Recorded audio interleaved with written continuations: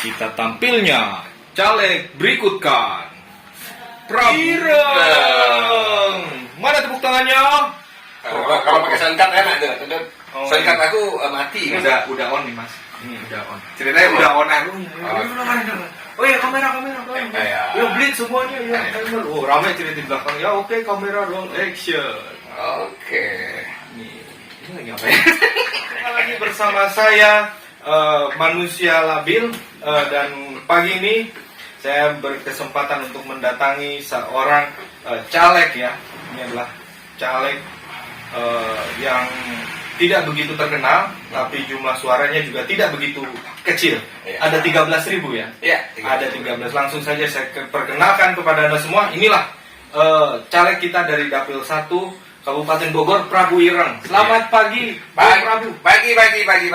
Situ sudah ada, Bu. Oh, ini cuma properti ya, ini aslinya bohongan representasikan ini ya, tapi syukurlah kalau ya.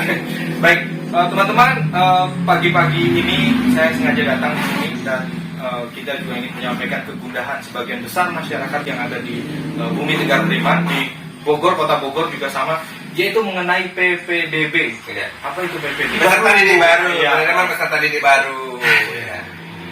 Ya maklumlah kita kan kondisi saat ini kan menjelang pilek-pilpres juga. Iya, jadi pemikiran itu banyak nih yang kita pikir. Mikirin negara, mikirin ini, mikirin itu kan kompleks, Bos. Dan ini juga banyak catatan kritik ya, terutama 2 periode kepemimpinan kepala daerah kita ya, di Konoha katanya ada yang sekolah negerinya kurang, atau jumlah peserta yang mau masuk sekolah negeri juga semakin bertambah gitu kan.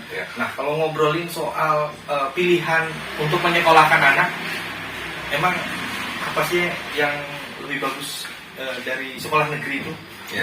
Ya pertama sih kita sebelum masuk ke yang sudah jelas 9 tahun itu kan wajib. Ya otomatis kan itu ada 9 tahun itu SMP ya kan jatuhnya kan. SMP itu sudah masuk, tetapi pemerintah ini belum siap juga memberikan fasilitas untuk sekolah tersebut. Kalau kita lihat dari anime masyarakat, karena diwajibkan 9 tahun ini kan sudah yang tadinya anak di kampung ya, bisa lulus sekolah itu kawin. Oh enggak sekarang. Oh gitu. Pengen sekolah. Tetapi pengen sekolah yang juga nggak mahal seperti yang biasa di sana yang berbayar kan. Oh iya. Kalau swasta pasti berbayar ya, Bos ya. Jadi kalau ada negeri berbayar itu ya itu nggak boleh, kan 9 tahun itu, Bos, diwajibkan oleh pemerintah. Jadi kalau memang pemerintah mewajibkan anak itu umur 9 tahun wajib sekolah, ya kita harus siapkan fasilitasnya. Tentunya dengan SMP yang hari ini hanya sedikit ya, di setiap kecamatan itu kadang 1, ya kan? Kadang 1, ya, ada juga 2. Tetapi yang sangat diuntungkan ini adalah di mana desa yang ada SMP-nya, Bos. Oh. Karena itu kan ada donasi, ya kan? Donasi itu kan kadang bukannya 1 kilo, Bos. 650 meter, ya kan, diameter berputar memang, tapi kan jaraknya beda, kan otomatis orang desa lain nggak kebagian.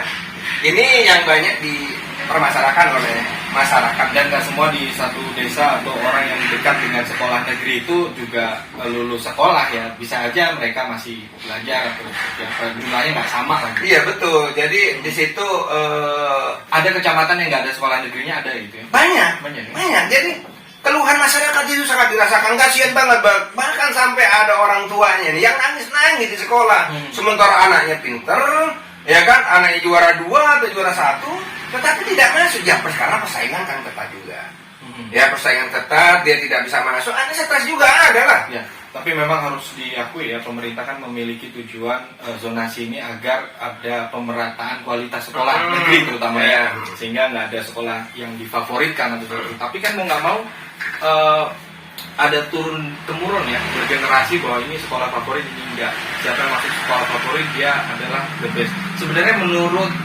Prabu Ireng ini, apakah mereka yang lulus dari sekolah favorit atau sekolah negeri tertentu itu masa depannya cerah? Itu kalau kita lihat melihat jangka panjang ya, memang orang yang sekolahnya favorit, Bos, itu kelompoknya kelompok orang-orang elit juga. Jadi suka nggak suka, masa depan itu tergantung daripada hubungan komunikasi lingkaran sosial. Ada orang juga nggak sekolah ini bisa kaya raya, karena Pak linknya bagus. Nah ini juga begitu, karena sekolah favorit orang-orang kaya, otomatis ketemu orang-orang kaya. Buat untuk membangun komunikasi ekonomi ke depan setelah mereka lulus itu sangat terbuka luas. Otomatis mereka ya udah yang kaya jadi kaya. Ya. Tapi ini menguntungkan juga ya kalau kita masuk sekolah di tengah anak orang kaya gitu. Ya. Kalau jajan ada yang traktir. Tapi kan rata-rata pada berduit semua gitu. Ya kalau misalnya ada 1-2 kan ya jadi kaya enak banget tuh Bu. Iya, jadi nah ini kira-kira cita-cita dari pemerintah ini tercapai nggak sih atau harus dipertahankan atau mesti harus dievaluasi dengan sistem zonasi? Kalau dulu kalau tidak salah kita mengenal dengan sebutan rayon ya, rayon ya. Rayon itu entah pembagiannya kurang lebih seperti apa gitu. Yang jelas hak anak untuk bersekolah itu harus disediakan oleh negara, pemerintah. Nah, bagaimana dengan sekolah swasta nih dengan kondisi seperti ini? Ya, kalau kondisi sekolah swasta kan memang ya bisnis ya Bos ya, tergantung mereka deh untuk mencari peluang dan yang lainnya. Tetapi kalau untuk negeri zonasi memang bagus sebetulnya. Untuk kalau anak yang sekolah di sana yang masuk zonasi otomatis kan mereka nggak jauh Bos, nggak jauh. Itu sebetulnya bisa menghindari tawuran yang saat ini masih terjadi di mana-mana. Mantap. Ya. Otomatis karena yang harusnya sekolah ke jauh nyebrang ke kecamatan lain ini tidak, hanya di situ.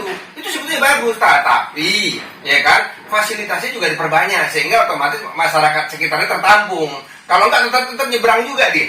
Nah, nyebrang itu biasa namanya komunikasi antar sekolah yang jati diri ribut-ribut udah biasa. Jadi sangat susah untuk dihindari tawuran anak pelajar bila memang fasilitas dari pemerintah itu tidak bisa diberikan untuk anak-anak ini. Oke, luar biasa. Perbincangan singkat kita dengan Prabu Ireng cukup berbobot. Kalau kata Helmiaya isinya daging semua. Jadi buat Anda yang ada di Dapil 1 jangan sampai salah pilih ya. Dan semoga KPU salah hitung supaya tetap yang ada di wajah orang-orang KPU saya aja seakan-akan saya artis begitu ya. Harus digerakkan tangannya ke saya gimana suaranya ada suara lebihan geseran-geseran dari saya gitu ya. Udah cukup sampai di sini saja ya. Kita akan jumpa lagi dalam bacotan-bacotan berisi lainnya bersama Prabu Ireng dan saya pemuda tersesat. Oke, terima kasih. Kita ada jalan sebetulnya. Ada jalanan kita sebetulnya. Saya coba nih Bang ya.